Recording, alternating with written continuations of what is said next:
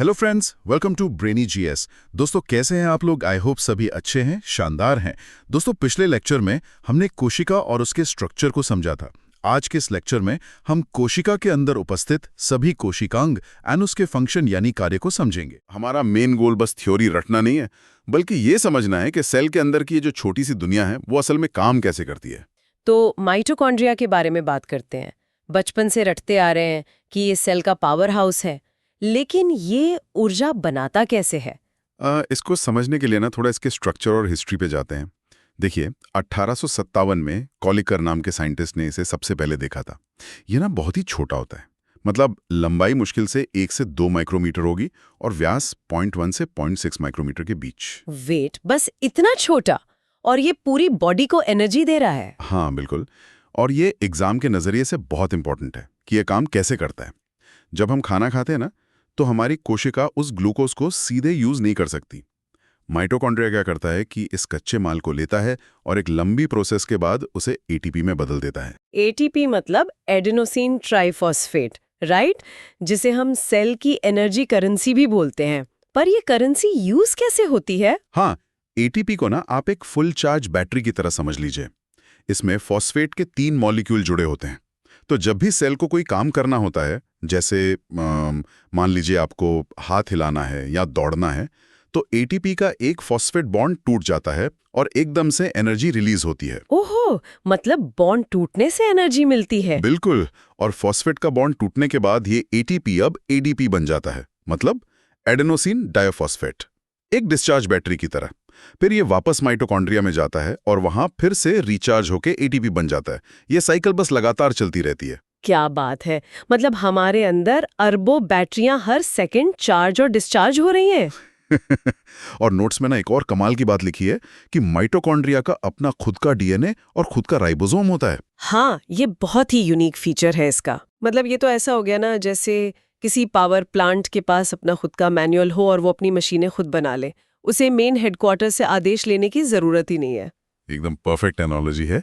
इसी वजह से ये कुछ खास प्रोटीन अपने लिए खुद बना लेता है। और इसकी बनावट भी देखें ना, ये डबल मेम्ब्रेन यानी दोहरी झिल्ली वाली सॉसेज जैसी संरचना होती है। इसकी जो अंदर की झिल्ली है वो बहुत सारी परतों में मोड़ी होती है, जिसे हम क्रिस्टी कहते हैं। क्रिस्टी? इसका क्या काम है अंदर? ये मुड़ी हुई संरचना ना सरफेस एरिया बढ़ा देती है ताकि एक ही टाइम पर ज्यादा से ज्यादा एटीपी बन सकें। तो ये तो हो गया ऊर्जा का काम। अब अगर कंस्ट्रक्शन की बात करें तो राइबोसोम का नाम आता है। हाँ, 1955 में जॉर्जी पैलेट ने इसे खोजा था, राइट? इसे प्रोटीन फैक्ट्री कहते हैं। तो क्या सारा निर्माण का काम यही होता है? हाँ, राइबोसोम मेन बिल्डर है सेल के। और यहाँ स्टूडेंट्स अक्सर गलती करते हैं। वो सोचते हैं कि इसमें झिल्ली होती है, पर याद रखिएगा राइबोसोम में कोई मेम्ब्रेन नहीं होती। ये बस अमीनो एसिड्स को पकड़ते हैं और उन्हें जोड़कर एक लंबी चेन बनाते हैं जो आगे चलकर प्रोटीन बन जाती है। अच्छा, तो चलिए, प्रोटीन बन गया, ऊर्जा भी आ गई। पर मेरे दिमाग में अब एक सवाल आ रहा है कि ये सब अपनी सही जगह पर पहुंचता कैसे है? मतलब सेल के अंदर ये ट्रांसपोर्टेशन का कोई सिस्टम भी तो होगा। बिल्कुल है। और उस विशाल हाईवे नेटवर्क को हम एंडोप्लाज्मिक रेटिकुलम या शॉर्ट में ईआर कहते हैं। ये केंद्रक झिल्ली से लेकर बाहर की सेल मेम्ब्रेन तक पूरा एक ट्यूब्स में जाल बिछा होता है। और ये मेनली 2 तरह का होता है, रफ और स्मूथ। तो जो रफ वाला है उसमें राइबोसोम होते हैं, इसलिए वो रफ दिखता है? एकदम सही। खुरदरी या रफ ईआर की सतह पर राइबोसोम चिपके होते हैं, इसलिए इसका मेन काम प्रोटीन बनाना और ट्रांसपोर्ट करना है। और दूसरी तरफ जो चिकनी स्मूथ ईआर है, उस पर राइबोसोम नहीं होते, तो वो प्रोटीन की जगह लिपिड या वसा बनाती है। और हाँ, स्मूथ ईआर का एक और बहुत शानदार काम है, डिटॉक्सिफिकेशन। डिटॉक्सिफिकेशन मतलब अगर कोई हानिकारक चीज सेल में आ जाए तो उसे खत्म करना? हाँ, जैसे अगर कोई शराब पीता है या कोई हैवी दवा खाता है ना, तो लिवर की कोशिकाओं में मौजूद ये स्मूथ ईआर उसे तोड़कर पानी में घुलनशील बना देता है, ताकि वो टॉक्सिन्स शरीर से आसानी से बाहर निकल सकें। अरे वाह, ये तो बहुत स्मार्ट सिस्टम है यार। पर एक मिनट, यहाँ मुझे थोड़ा कंफ्यूजन हो रहा है। हमने गोल्जी काय के बारे में भी तो पढ़ा है, जिसे 1888 में कैमिलो गोल्जी ने खोजा था। हाँ बिल्कुल, गोल्जी बॉडी। तो अगर ईआर ने प्रोटीन बना दिया और वो उसे ट्रांसपोर्ट भी कर रहा है, तो फिर गोल्जी काय की क्या जरूरत है? मतलब क्या ये काम का दोहराव नहीं हो गया? बहुत लॉजिकल सवाल है और यहीं पर सेल का असली पोस्ट ऑफिस सिस्टम काम आता है। देखिए, ईआर ने प्रोटीन बनाया और थैलियों में पैक करके हाईवे पर तो भेज दिया, पर उस पार्सल पर कोई एड्रेस तो है नहीं, उसे जाना कहाँ है, ये सेल को कैसे पता चलेगा? ओहो, तो गोल्जी काय उस पर एड्रेस लिखता है? बिल्कुल। गोल्जी काय को सेल का पोस्ट ऑफिस ही इसीलिए कहते हैं। इसमें 2 फेस होते हैं, एक सिस फेस जो उत्तलाकार का होता है और ईआर की तरफ से कच्चे पैकेजेस रिसीव करता है, और दूसरा ट्रांस फेस जो अवतल होता है, जहां से फाइनल पैकेज डिस्पैच होता है। तो सिस फेस से अंदर जाकर ट्रांस फेस से बाहर निकलता है, पर बीच में एग्जैक्टली क्या होता है? बीच में गोल्जी काय उन प्रोटीन्स पर केमिकल बदलाव करता है, जैसे शुगर के मॉलिक्यूल चिपका देता है। ये एक तरह का बायोकेमिकल बारकोड है, जिससे सेल को पता चल जाता है कि इसे मेम्ब्रेन पर भेजना है या कहीं और। और सिर्फ इतना ही नहीं, गोल्जी काय सरल शर्करा से जटिल शर्करा भी बनाता है और एक बहुत ही इंपॉर्टेंट अंग का निर्माण करता है जिसे लाइसोसोम कहते हैं। वही है ना जिसे सुसाइड बैग कहते हैं, मतलब आत्मघाती थैली। अब आप ही बताइए, कोई भी इतनी समझदार सेल अपने अंदर खुद को उड़ाने वाला टाइम बम क्यों रखेगी? सुनने में थोड़ा अजीब लगता है ना, पर ये सेल के क्लीन अप क्रू और सेफ्टी सिस्टम का सबसे जरूरी हिस्सा है। जब इतनी बड़ी फैक्ट्री चल रही है तो कचरा भी तो निकलेगा। पुराने खराब अंग या बाहर से आए बैक्टीरिया, इन सब को खत्म करना बहुत जरूरी है। तो लाइसोसोम ये कचरा साफ करता है? हाँ, इसके अंदर रफ ईआर द्वारा बनाए गए बहुत ही पावरफुल पाचक एंजाइम होते हैं। नॉर्मली ये कचरे को निगलता है और पचाकर बेसिक मॉलिक्यूल्स में तोड़ देता है, एक रिसाइकलिंग प्लांट की तरह। पर अगर ये एंजाइम इतने पावरफुल हैं कि कुछ भी पचा सकते हैं, तो ये खुद लाइसोसोम की थैली को क्यों नहीं पचा लेते? वो खुद कैसे सेफ है? क्योंकि लाइसोसोम की अंदरूनी झिल्ली पर शुगर की एक बहुत मोटी कोटिंग होती है, जो गोल्जी काय ने लगाई थी, याद है? ये शुगर लेयर एक ढाल का काम करती है, जिससे अंदर के एंजाइम थैली को नहीं काट पाते। क्या गजब इंजीनियरिंग है यार। पर फिर इसे सुसाइड बैग क्यों कहते हैं? इसे तो रिसाइकलिंग बैग कहना चाहिए। वो इसलिए क्योंकि अगर कभी सेल डैमेज हो जाए या उसमें कोई वायरस बुरी तरह फैल जाए, तो पूरे शरीर को बचाने के लिए लाइसोसोम फट जाते हैं। उनकी ढाल खत्म हो जाती है और वो सारे खतरनाक एंजाइम अपनी ही सेल को पूरी तरह पचा लेते हैं। बाप रे, मतलब पूरे सिस्टम को बचाने के लिए खुद की कुर्बानी। सच में ये तो किसी महाकाव्य की कहानी जैसा है। अच्छा, सफाई के लिए सिर्फ यही आत्मघाती दस्ता है या कोई और भी है? एक और बहुत स्पेशल टीम है पेरोक्सीसोम। ये सफाई कर्मियों का एक ऐसा ग्रुप है जो बहुत खतरनाक केमिकल्स को हैंडल करता है। जब सेल लंबी फैटी एसिड चेन्स और तोड़ती है तो एक बाई प्रोडक्ट निकलता है हाइड्रोजन पेरोक्साइड, जो बहुत जहरीला होता है। Hydrogen peroxide? ये तो बहुत डेंजरस केमिकल है ना, जो ब्लीच वगैरह में यूज होता है। इसे कैसे हैंडल करते हैं? पेरोक्सीसोम के अंदर एक खास एंजाइम होता है, कैटालेज। जैसे ही हाइड्रोजन पेरोक्साइड बनता है, ये कैटालेज तुरंत उसे तोड़कर पानी और ऑक्सीजन में बदल देता है। अमेजिंग, पल भर में जहर को पानी में बदल दिया।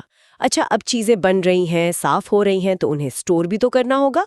गोडाउन जैसा कुछ होता है क्या? हाँ बिल्कुल, स्टोरेज का काम संभालती हैं रसधानियां, जिन्हें वैक्यूल्स कहते हैं।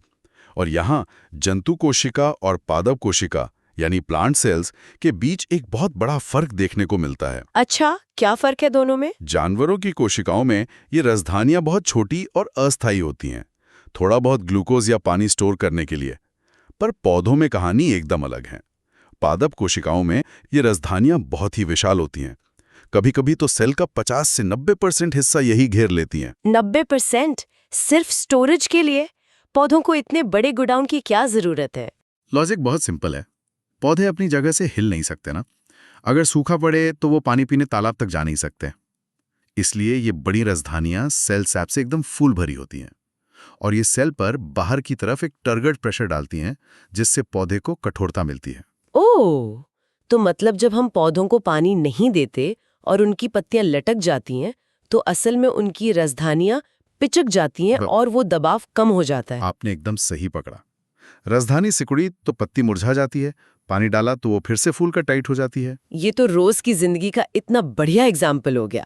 अब पौधों की बात चली ही है, तो मुझे ये जानना है कि प्लांट सेल में ऐसा और क्या है जो जानवरों में बिल्कुल नहीं पाया जाता? सबसे खास चीज है लवक या प्लास्टिड्स। ये सिर्फ पादप कोशिका में होते हैं और माइटोकॉन्ड्रिया की तरह यहाँ भी एक मैजिक है। इनका अपना खुद का डीएनए और अपना खुद का राइबोसोम होता है। एक और आत्मनिर्भर शहर। तो ये प्लास्टिड्स करते क्या हैं? इनके काम के आधार पर 3 मेन टाइप होते हैं। पहला है हरित लवक या क्लोरोप्लास्ट। इसमें क्लोरोफिल होता है जो प्रकाश संश्लेषण करता है, और इसमें एक बहुत ही इंपॉर्टेंट चीज होती है, मैग्नीशियम आयन, जो लाइट को कैप्चर करके इलेक्ट्रॉन्स को एक्साइट करने में मदद करता है। अच्छा, तभी कहते हैं कि मैग्नीशियम पौधों के लिए इतना जरूरी है। और बाकी दो टाइप कौन से हैं? दूसरा है अवर्णीय लवक या ल्यूकोप्लास्ट। ये कलरलेस होते हैं और इनका काम बस अलग अलग चीजों को स्टोर करना है, जैसे एमाइलोप्लास्ट स्टार्च या कार्बोहाइड्रेट स्टोर करता है, एलायोप्लास्ट वसा स्टोर करता है, और एल्यूरोप्लास्ट या प्रोटीनोप्लास्ट प्रोटीन का भंडारण करता है। और तीसरा वाला प्रकार कौन सा है? क्योंकि पौधों में तो बहुत सारे कलर होते हैं ना। टमाटर लाल होता है, जामुन बैंगनी होता है, वो सब कहाँ से आता है? वो सारे खूबसूरत कलर्स आते हैं तीसरे टाइप से, जिसे वर्णीय लवक या क्रोमोप्लास्ट कहते हैं। एग्जाम में ये ट्रिक्स बहुत काम आती हैं। जैसे टमाटर का लाल रंग लाइकोपीन वर्णक से आता है, मिर्च का कैप्सेनकिन से, और फलों या सब्जियों का जो नीला या बैंगनी रंग होता है वो एंथोसाइनिन से आता है। और पीला रंग भी तो होता है कई फलों में। हाँ, पीला रंग ज़ैंथोफिल की वजह से आता है। और ये प्लास्टिड्स ना जरूरत पड़ने पर अपना रूप बदल भी सकते हैं। जैसे हरा टमाटर पकने पर लाल हो जाता है क्योंकि उसका क्लोरोप्लास्ट टूटकर क्रोमोप्लास्ट में बदल जाता है। क्या बात है, सारा कलर साइंस यहीं छुपा है। तो अगर हम प्लांट और एनिमल सेल का एक समरी देखें, तो प्लांट सेल में सेल वॉल है, लवक है और बड़ी रसधानी है। जबकि जंतु कोशिका में एक खास अंग होता है सेंट्रोसोम या तारक काय, और उनकी रसधानियां चौटी होती हैं। बिल्कुल सही। हर एक ऑर्गन का अपना एक तय रोल है जो पूरी सेल को परफेक्शन के साथ चलाता है। आज की इस चर्चा से सेल की ये पूरी सूक्ष्म दुनिया एकदम साफ हो गई। तो दोस्तों, आज हमने कोशिका के अंदर उपस्थित सभी कोशिकांग एंड उसके फंक्शंस को समझा है। नेक्स्ट लेक्चर में हम कोशिका विभाजन को डिटेल्ड में समझेंगे। मुझे उम्मीद है कि आज का लेक्चर आपको समझ में आया होगा। अगर आपको टॉपिक समझ में आया हो तो वीडियो को लाइक करें, चैनल को सब्सक्राइब करें और वीडियो को अपने साथी दोस्तों के साथ ज़्यादा से ज़्यादा शेयर करें। मिलते हैं नेक्स्ट लेक्चर में। तब तक के लिए जय हिंद, जय भारत।